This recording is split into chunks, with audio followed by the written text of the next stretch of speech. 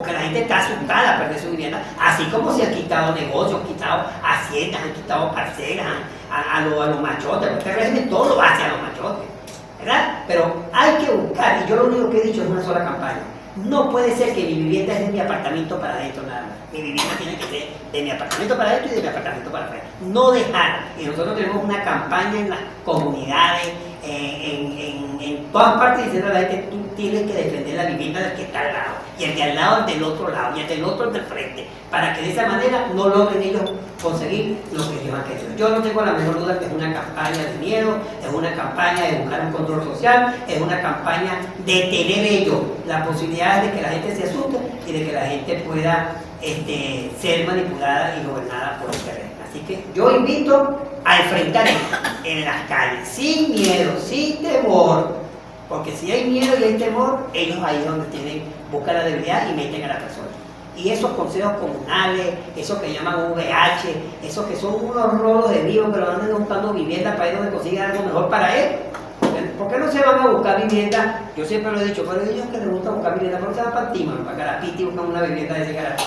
Allá hay unas casas de 4 y 5 pisos. ¿Cómo te metes en una casa de esas? ¿Cómo te metes en La Vega? ¿Cómo te metes en la Sajusta? ¿Cómo te metes en Corral de Piedra? Ahí hay viviendas para que las tomen. Ahí no se meten, es que quieren buscar son apartamentos bien, saben, y ver que esté gente que de una u otra forma se asusta. Y dígame si agarran un extranjero, un italiano, un portugués, bueno, más rápido los asustan, más rápido le meten miedo con eso que ellos con que se manejan sus grupos. Así que yo creo en el esfuerzo que estamos haciendo, felicito a la Fundación Espacios Abiertos, porque estas cosas, y yo propongo a Culpi, y me le pongo a la orden a esta fundación, cuando queramos hacer esto en las parroquias, hagámoslo también. Nosotros podemos organizar. Usted me dice cuál es la parroquia que usted quiere y en esa parroquia buscamos comunidades para que la gente vaya, escuche y vaya a ir a Santana, un hombre con gran experiencia de esta materia, el ingeniero Sosa, todo el que quiera ir, para que hable y hablemos y ayudemos a la gente a que deje el miedo, porque el problema aquí es miedo. Fíjense, hay unos antecedentes de este censo. Existía la Oficina Central de Estadística e Informática, la OCEI. Siempre el censo se ha hecho en Venezuela cada 10 años. Recuerden ese domingo en que se paralizaba el país, la gente dejaba de salir hasta que no pasaba el empadronador. Era todo un suceso, un acontecimiento. Se pasaban años en la planificación del censo. Se seleccionaban los empadronadores por unos concursos públicos se privilegiaba que fuesen de origen estudiantes universitarios o docentes. Esa era la característica. Se formaban los empadronadores y se hacía algo en la cartografía nacional, que era determinar las rutas para que en un solo día un grupo de 3, 5 empadronadores recorrieran una determinada ruta para poder llenar el número de cuestionarios que les había sido asignado. En los años 90, la Escuela de Vecinos de Venezuela trabajó con la OCEI en la divulgación del censo, en la búsqueda de estudiantes universitarios y de profesores para que fueran empadronadores. Lo recuerdo que la organización le tendió la mano al Instituto Nacional de Estadística porque hubo un proceso de convocatoria del censo como tiene que ser, se seleccionaron los empadronadores, se les dio un entrenamiento y ya había ciertas, ustedes quizás lo recuerdan, como cierta reticencia al censo, a la visita, y se buscó aquella fórmula de recíbalo, hágalo pasar a la sala de fiestas, me refiero a la situación en los condominios, y que vayan bajando los vecinos. El señor de ninguna manera tiene que entrar a las áreas comunes, no tiene que ir a las puertas de las propiedades, y así se hizo, porque de allí se calcula el situado constitucional a partir de su resultado, el número de parlamentarios o de diputados al Consejo Legislativo o a un Consejo Municipal, y algo muy importante, de la data del centro, diputado Ismael, de la data del censo, esa es la base fundamental para elaborar los circuitos electorales. Dicho esto, voy entonces con cómo entramos en el tema del censo. En estas condiciones de que está planteado, no. ¿Qué hubo? Hubo un anuncio ministerial. Ricardo Menéndez, a través de una cuenta Twitter, de un video que salió en las redes sociales, en el que los voceros eran Ricardo Menéndez como ministro de Planificación y la vicealmirante Carmen Meléndez como gobernadora del estado Lara. Ellos anunciaban el inicio de un proceso de formación de 120 milicianos como empadronadores, y eso fue reflejado por Venezolana de Televisión. ¿En qué consistió ese anuncio? El censo se haría en el año 2019. El anuncio fue a comienzos de septiembre. Es decir, se estaba diciendo, el censo se va a hacer y se va a hacer este año, o sea, algo que no tiene precedente. Uno se pregunta, ¿por qué el apremio? ¿Por qué el apuro? Luego que el censo iba a tener la característica de énfasis en lo inmobiliario y se iba a hacer un recorrido por el país certificando las propiedades y luego sería el de población.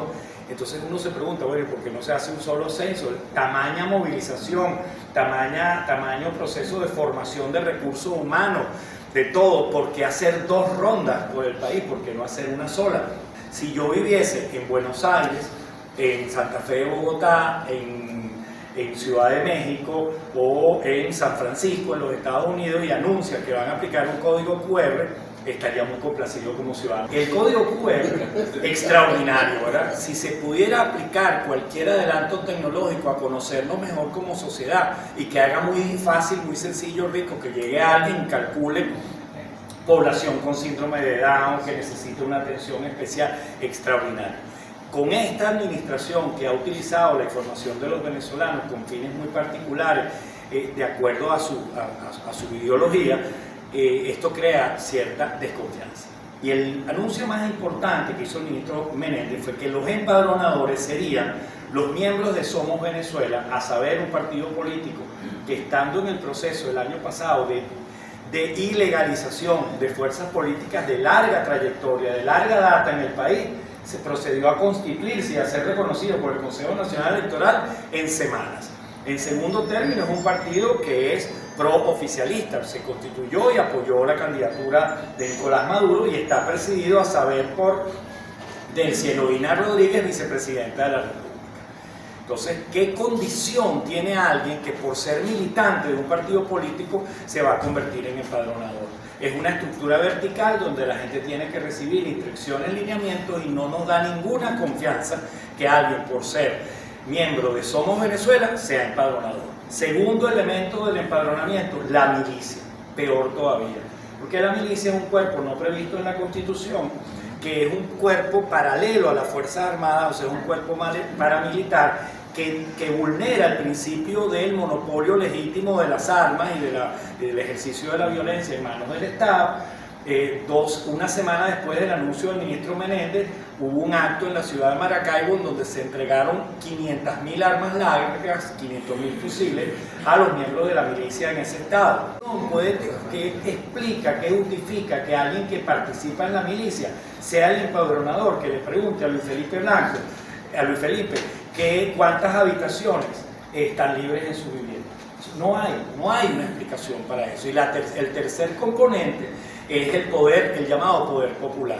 Que sean comunas o sean consejos comunales, su órgano de dirección son las VC, las Unidades Bolívar Chávez, que, a saber, son el órgano local, de agrupación local del Partido Socialista Unido de Venezuela. O sea, nuevamente es una fuerza político-partidista que sus militantes van a ser entonces los empadronadores. No sé, es como si en el gobierno de Luis Herrera Campins o de Carlos Andrés Pérez dijeran, bueno, el censo o determinada política oficial la van a hacer los militantes de Acción Democrática. Eso es inaceptable, eso no les da ninguna condición. Y la Gaceta es la Gaceta 6480, es extraordinaria, del 23 de septiembre, y habla del 15º Censo de Población y Vivienda, esa es la denominación. Faculta al INE, eso es correcto, faculta al INE para la realización del censo, crea una comisión nacional para el censo, define sus integrantes, define sus atribuciones, crea una secretaría ejecutiva designada por el INE, habla de la cédula inmobiliaria, el registro único inmobiliario y del código QR, habla de las garantías del secreto estadístico, y eso es muy importante que esté allí porque eso nos faculta para ser muy exigentes en cómo puede realmente el INE garantizarnos que si alguien su proceso de selección como empadronador dependió de su militancia en un partido político o si es miembro de las milicias, cómo eso me va a garantizar el secreto estadístico. Eso es fundamental. No hay un censo confiable si no hay confianza, y ahí valdría la redundancia, por parte del ciudadano para dar la información. Se habla del Ministerio de Planificación, se habla de la necesaria cooperación de otros entes y se hace un exhorto final a las comunidades a participar. Ese es el resumen de la Gaceta. Vamos a solicitar ser parte de esa Comisión Nacional y vamos a solicitar detalles sobre cómo va a ser el proceso de selección y de formación de los empadronadores. Y algo muy importante, cuáles son las previsiones presupuestarias de ese censo. ¿En qué renglón del presupuesto nacional están las previsiones presupuestarias de algo de ese tamaño? ¿Para qué año? ¿Para qué momento? Y fíjate, Ismael, en la Gaceta no hablan de fecha. Eso es muy extraño. ¿Cómo tú anuncias algo de la importancia de las dimensiones de un censo y no dices la fecha? Eso es lo que le vamos a preguntar al Ministerio de Planificación. En el caso de la Defensoría del Pueblo, cuando lo hemos dicho en estos foros nocturnos con los vecinos, hay sonrisas, hay caramba, que la Defensoría no funciona, no ha defendido ningún derecho de los ciudadanos. Uno debe agotar todas las vías, todas las instancias a las que tiene derecho. Y la Defensoría debería actuar, en este caso, en defensa del derecho a la propiedad y el derecho a la confidencialidad de la información. Nosotros vamos a emplazar al defensor, que además es un hombre que viene del mundo de los derechos humanos y debería tener algún guiño pues, hacia el sector de donde proviene, actuando de una manera apropiada. Y vamos a solicitar a la Asamblea Nacional que se cite al ministro Menéndez, tal como dice el ordenamiento jurídico venezolano, para que él dé explicaciones con respecto a este anuncio que ha hecho y estas características del censo. Bueno, en primer lugar, un censo da la posibilidad de hacer un arqueo de viviendas y de espacios en la sociedad. Es una fotografía al momento. Hay 5 millones de venezolanos fuera. Eso significa que hay gente de barrios y de urbanizaciones que ya no están, que hay viviendas que no están ocupadas, aunque estén a cargo de alguien, bajo la supervisión de alguien, pero no están ocupadas, y hay una infinidad de habitaciones que están vacías dentro de las viviendas. Esta es una oportunidad de tener una fotografía de eso. Si tu pretensión es diseñar una política nacional de asignación de viviendas, si tu pretensión es tener una data para influir en los resultados del proceso electoral, para saber qué venezolanos están, porque si se han ido 5 millones de compatriotas, se han ido votantes opositores, se han ido votantes niní, se han ido votantes oficialistas. Entonces, ¿quiénes quedan? Para la hora final del día de las votaciones, las 4 o las 5 de la tarde, esa ubicación física de ese elector se obtiene a través de una movilización nacional de esta naturaleza. Les da, como dice aquí, una visión demográfica directa del momento.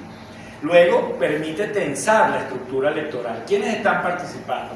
Los militantes de los dos partidos más importantes del oficialismo. El Partido Socialista Unido de Venezuela es la estructura dura y el Partido Somos de Venezuela, que es esta jugada para buscar, tratar de apuntar a sectores medios, sectores blandos que pudieran identificarse con el oficialismo y no les es sencillo identificarse con una estructura como la del PSUV. Esa es la jugada que explica la existencia de Somos Venezuela. Entonces estas dos estructuras tendrían a su militancia en la calle haciendo el censo y eso te permite tensarla junto a los milicianos.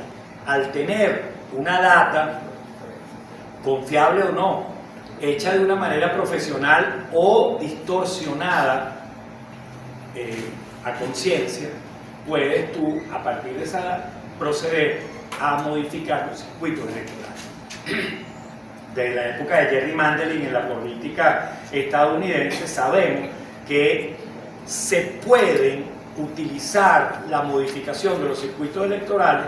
Hay métodos profesionales para hacer los circuitos electorales. En los países serios, en democracia sólida, se hacen los circuitos sin vulnerar, sin alterar la voluntad del electorado. Pero sabemos que si hay una intención política, una intencionalidad en un determinado lugar, en vez de tener un solo circuito donde hay una alta concentración de votantes de una determinada fuerza política, se procede a dividirlo en tres y a cruzarlo con otros sectores para disminuir las posibilidades de que tu adversario tenga un triunfo político. Aquí hay una ley que pasó del Estado, que ha pasado muy desapercibida, porque claro, cuando ellos le ponen, yo soy experto en poner nombres rimbombantes. Entonces, impuesto a los grandes patrimonios. Cuando usted le pone el nombre impuesto a los grandes patrimonios, usted dice, no, que es un problema de los ricos. Porque puede ser como un problema de los ricos, yo ni me ocupo ni escucho. ¿Por qué es un problema de los ricos? No, pero es que mira, ese es un problema de toda la población. ¿Y por qué? Porque resulta que ese impuesto a los grandes patrimonios, ¿okay?, va dirigido a las personas naturales o jurídicas, personas naturales que no viven en el país, o personas jurídicas que viven en el país, sobre los bienes que están dentro del país. Porque la persona que vive en el país, aquí tiene exceptuado, vamos a decir, el impuesto sobre tu vivienda principal. Pero si tú no vives en el país, te van a poner un impuesto a tu vivienda principal.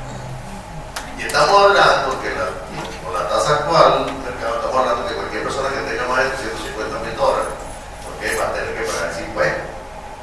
Entonces tú le estás echando a la clase media venezolana, ¿okay?, un impuesto tremendamente grande, porque es la sumatoria de todos los activos. La sumatoria de tu vivienda principal, del apartamento de la playa, de lo que tú tengas, de la finquita que tuviste, de los carros que son tuyos y de tus hijos. O sea, pues tú todo, tú también, bueno, pues empiezas a sumar. Claro, nosotros quisiéramos lidiar nosotros de ponerlo todo juntico, lo veríamos mejor. Pero cuando lo suman y el valor se lo pone a otro, ese es un impuesto tremendamente grande. Y entonces tú tienes ahí una repercusión en ingresos, ¿verdad? Y ese es el 0,25% de la totalidad de los activos.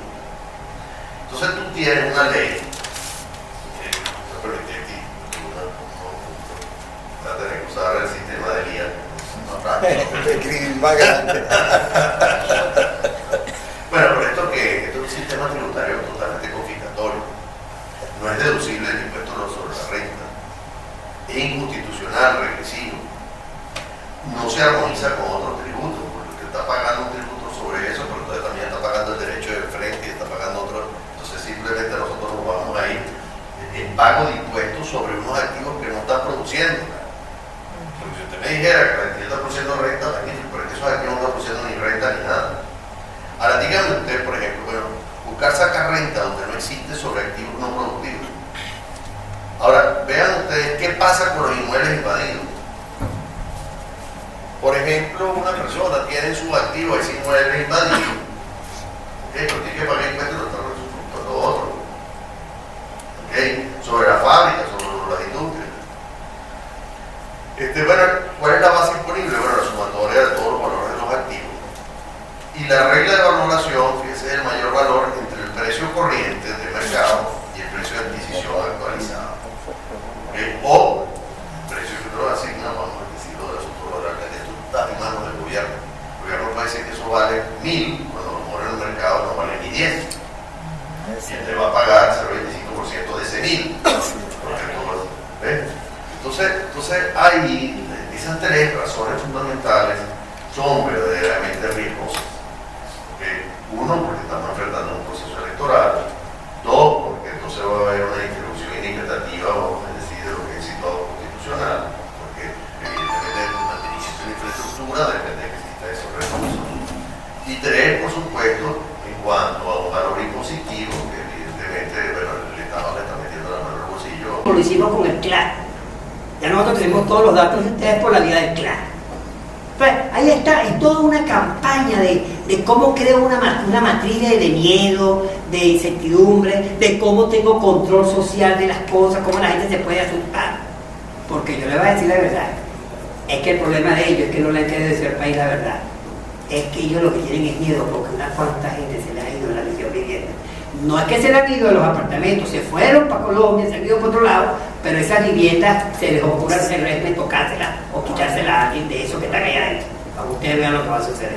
Esa es la verdad del cuento. Hay un gran porcentaje de viviendas, misión vivienda, que están desocupadas en los apartamentos.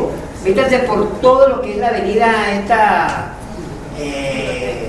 la avenida Universidad, la Plaza Venezuela. La Plaza Venezuela, donde hicieron esas inmensas viviendas, Libertador, métanse ahí y ahí se darán cuenta de que hay un gran porcentaje de viviendas desocupadas porque hay gente buscando su medicina, buscando cómo vivir, buscando cómo subsistir esa gente, y han dejado sus viviendas, pero ellos quieren ver cómo hacen con la vía de esa campaña que montaron, que esta gente se regresara, se metiera en sus viviendas y la gente no le ha dado importancia a ningún censo ni a ninguna campaña.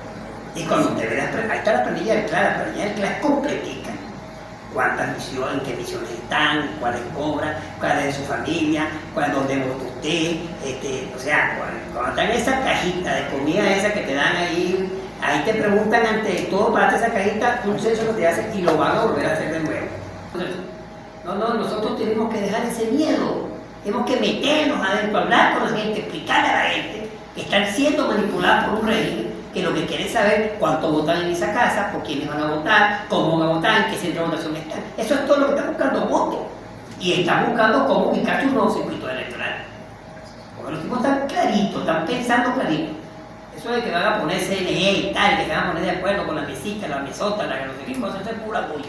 Aquí es que ellos están ubicados dónde van a buscar los votos y dónde tienen los votos para sacar sus diputados que ellos necesitan tener para el año que viene. Ahí es donde nosotros tenemos que estar más avispados y hablarle a la gente con la verdad y decirle a la gente la verdad y hablarle a la gente y a decirle a la gente que todo esto que llaman, ubica tu casa, censo nacional, todo eso no es más que una vulgar manipulación para tener control social y para tener los votos que ellos necesitan hacer en las próximas elecciones de diputados. Yo le he dicho a la gente, yo no hablo respuesta. Yo no estoy en el censo de Nicolás Maduro. Esto es un censo de Nicolás. Esto es un censo venezolano. Esto no es ningún censo para problemas poblacionales, no, eso es un censo que él quiere saber. Y le voy a explicar algo. Aquel señor que está ahí atrás, se llama Carlos Sánchez. Carlos González. Estuvo conmigo en el censo que hicieron en Nuevo Prado. Santa Rosalía. Santa Rosalía. Y el señor que hizo el censo, o la gente que estaba haciendo el censo, entre esos la milicia y una gente de ¿cómo se llama el partido? Somos Venezuela. Somos Venezuela. El señor de la milicia hacía preguntas un poquito más institucionales. La señora de Somos Venezuela preguntó: ¿quién cree usted que es mejor como candidato presidencial? ¿Nicolás Maduro o Héctor Rodríguez? La de Somos Venezuela. Le preguntó a esa señora. Un poquito de cara. No, es que no es que para eso aquí están ellos. Para eso está la señora Dexter. Tiene que buscar la forma de que su partido, se llama Somos Venezuela, ¿no?, le demuestre a Nicolás Maduro: mira, la gente de mi partido trabajó y todo el mundo dice, y a lo mejor y esa señora le dijo que ninguno de los dos. Pero que este le fue y le dijo que era Nicolás Maduro. Porque ese es el trabajo, eso es lo que ellos están dedicados, a buscar la forma. Y ahí es donde nosotros tenemos que ver. Yo no le abro las puertas y le he dicho a la gente: en mi censo no caben las preguntas de Nicolás Maduro.